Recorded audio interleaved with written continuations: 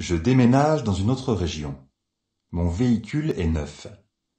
Je change les plaques d'immatriculation de mon véhicule. Oui, réponse A. Non, réponse B. L'adresse sur le certificat d'immatriculation du véhicule. Oui, réponse C. Non, réponse D. Quand est-ce que les plaques d'immatriculation d'un véhicule neuf doivent-elles être changées? Les plaques d'immatriculation de mon véhicule sont attribuées jusqu'à la fin de sa vie. J'ai 1 mois pour mettre ma nouvelle adresse sur le certificat d'immatriculation.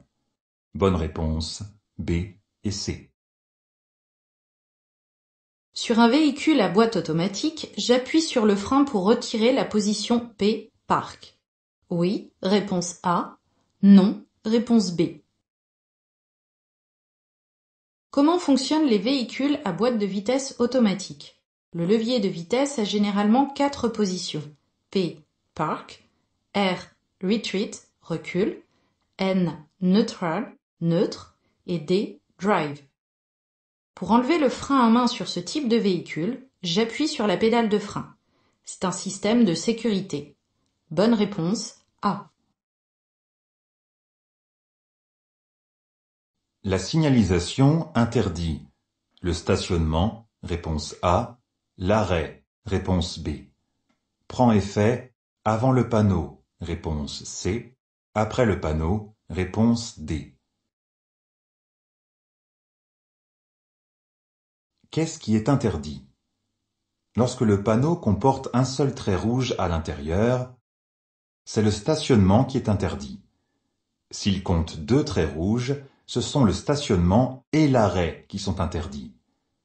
Une interdiction prend toujours effet à hauteur du panneau et jusqu'à la prochaine intersection.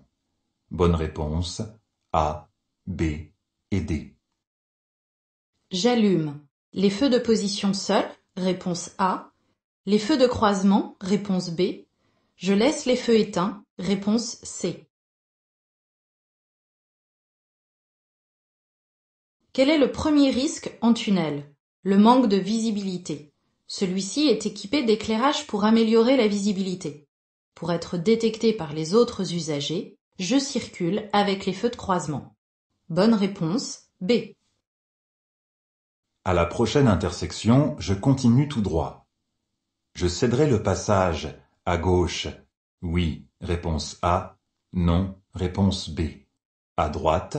Oui, réponse C. Non, réponse D.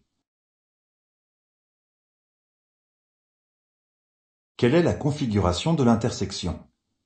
Le panonceau le précise et identifie les axes prioritaires, très épais, et non prioritaires, très fins. Sur ce type de panonceau, je viens toujours du trait en bas. Si je tourne à gauche, je reste sur l'axe prioritaire. En continuant tout droit, je passerai devant les usagers venant de droite qui rencontrent un stop ou un céder le passage. Je ralentis. Bonne réponse B et D. Je suis bien placé pour me rendre à Lyon Centre. Oui, réponse A. Non, réponse B. Je vais dans la voie centrale immédiatement. Oui, réponse C. Non, réponse D. Qu'indique la signalisation? La voie où je circule permet d'aller en direction de Genève notamment. Les 2 voies à gauche desservent, par exemple, Lyon Centre. En circulation normale, je dois circuler dans la voie la plus à droite de la direction que je souhaite suivre.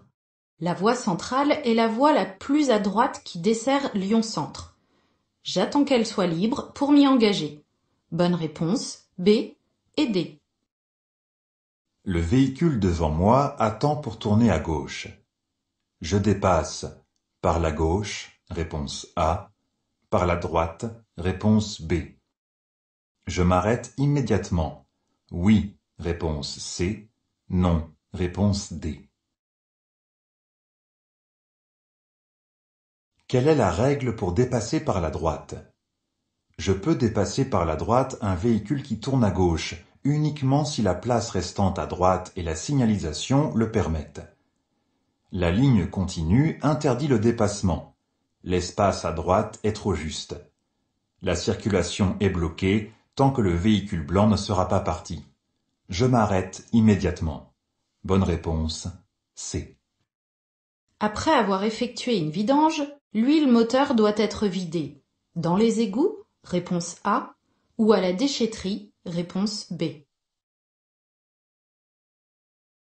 Puis-je utiliser n'importe quelle huile moteur? Les huiles sont plus ou moins visqueuses. Une huile pas adaptée au moteur de ma voiture peut créer de graves soucis mécaniques. Je dois être vigilant aux indications présentes dans le carnet d'entretien et dans la notice d'utilisation. La vidange peut être réalisée par mes soins ou par un garagiste. Dans tous les cas, l'huile usagée doit être jetée à la déchetterie. Bonne réponse B.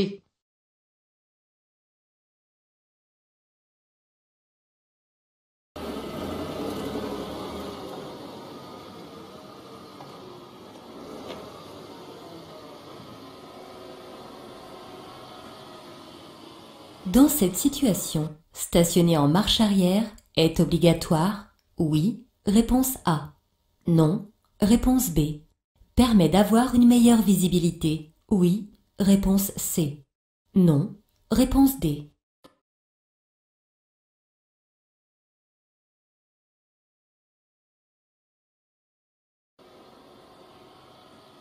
Nous sommes ici dans le cas d'un stationnement en bataille, car les emplacements sont perpendiculaires à la chaussée.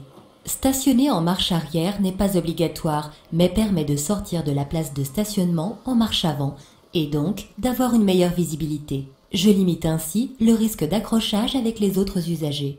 Bonne réponse B et C. Cette voie est réservée aux véhicules lents. Oui, réponse A. Non, réponse B. Je circule à 110 km/h. Je continue sur cette voie, réponse C. Je dois circuler dans la voie centrale, réponse D. Comment savoir que cette voie est réservée aux véhicules lents? La ligne au trait épais et rapproché est le premier indice. Rien derrière moi ou devant moi n'indique qu'il ne s'agit pas d'une voie pour véhicules lents. Cette voie est réservée aux véhicules ne dépassant pas 60 km/h. Je me placerai dans la voie centrale dès qu'elle sera libre. Bonne réponse A et D. L'intermodalité consiste à utiliser un véhicule avec plusieurs passagers, réponse A. Associer pour un trajet plusieurs modes de transport, réponse B. Alterner les jours d'utilisation du véhicule, réponse C. Qu'est-ce que c'est l'intermodalité? C'est lorsque j'utilise plusieurs modes de transport pour effectuer un trajet. Ce dispositif permet de limiter les embouteillages, la pollution sonore et atmosphérique en ville. Il s'agit de zones principalement situées à l'entrée des villes. Ces pôles permettent d'utiliser un parking pour stationner mon véhicule à la journée et d'emprunter les transports en commun. Bonne réponse B. Je ralentis. Oui, réponse A.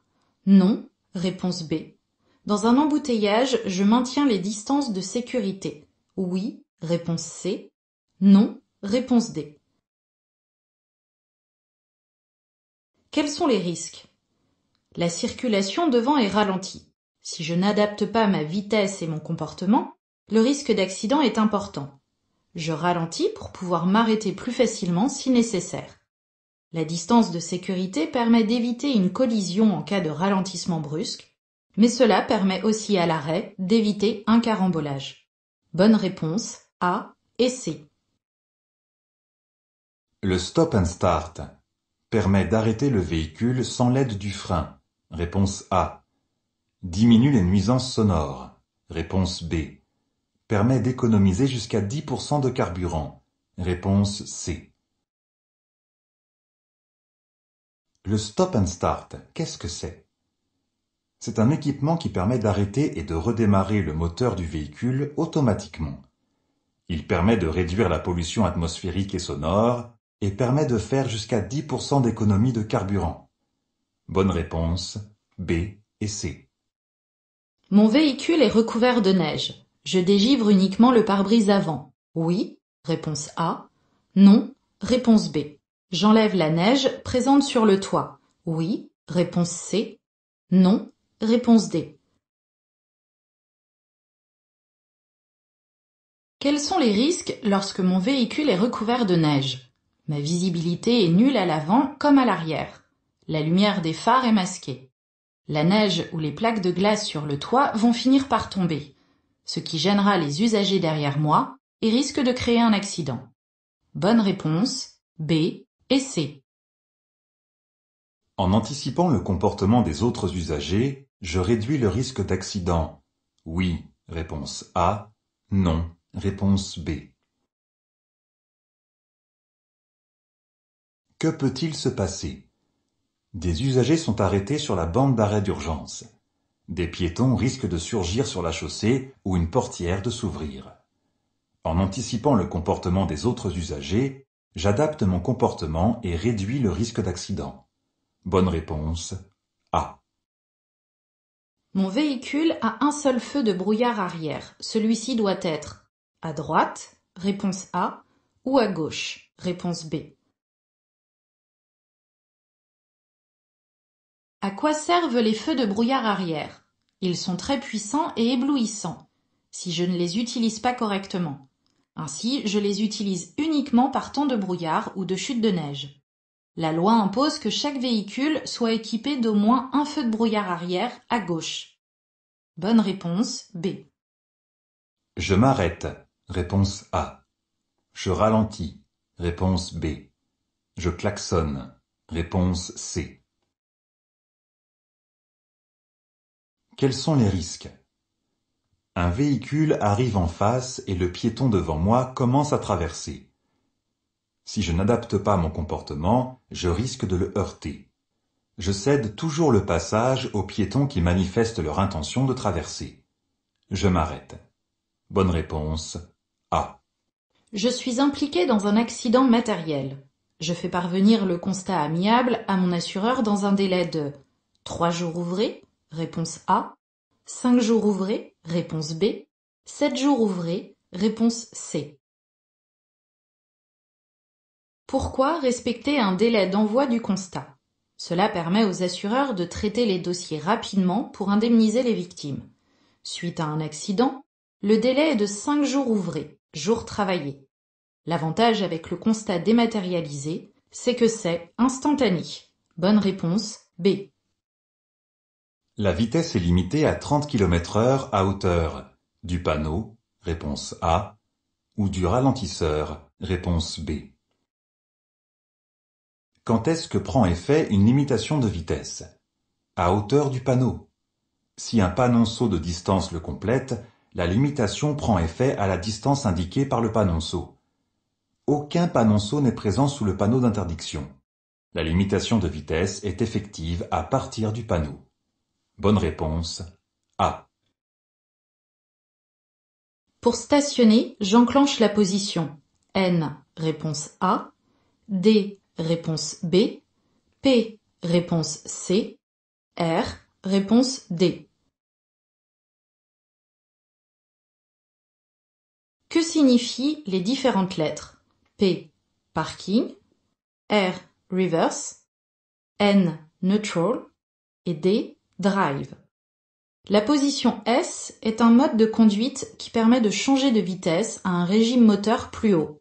Pour stationner, j'enclenche la position P. Bonne réponse, C.